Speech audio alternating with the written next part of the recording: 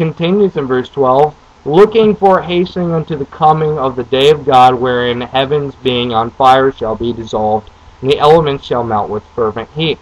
Now this is the second set of heavens and earth that are being dissolved here, spoken of in this text as we mentioned. Now, we already showed there's a distinction between this and what was already destroyed in the flood, in the deluge. But in the verse 13 it says, nevertheless we according to his promise look for a new heavens and a new earth, wherein dwelleth righteousness. That we also already had talked about, Isaiah chapter 65 and chapter 66. That's the third set of the heavens and earth.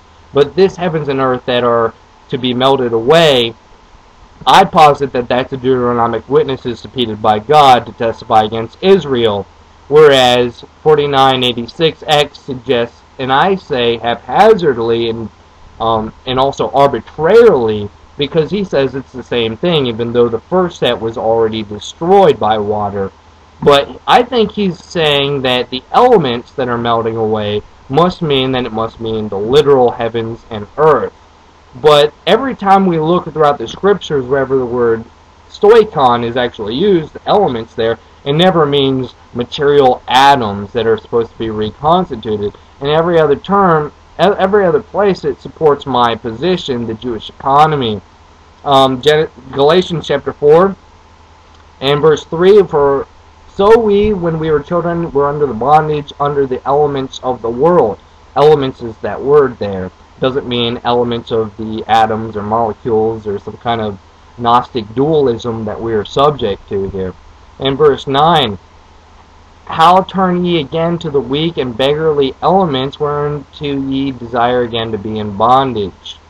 Colossians chapter 2 verse 8, beware lest any man spoil you through philosophy and vain deceit, after the tradition of men, after the rudiments of the world, not after Christ. So these rudiments is that stoikon, the elements there. Never ever means what 4986X is supposing that it means in his 21st century mind.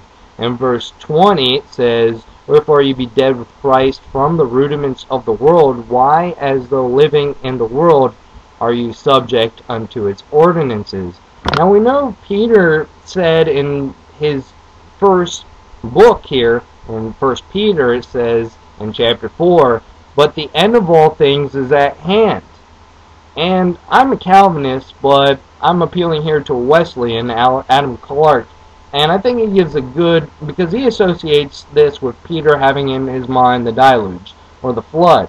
And he goes on to say that to this destruction, which was literally then at hand, the apostle alludes when he says, the end of all things is at hand, the end of the temple, the end of the Levitical priesthood, and the end of the whole Jewish economy was then at hand. And that's actually what I do affirm. As always, grace be to you.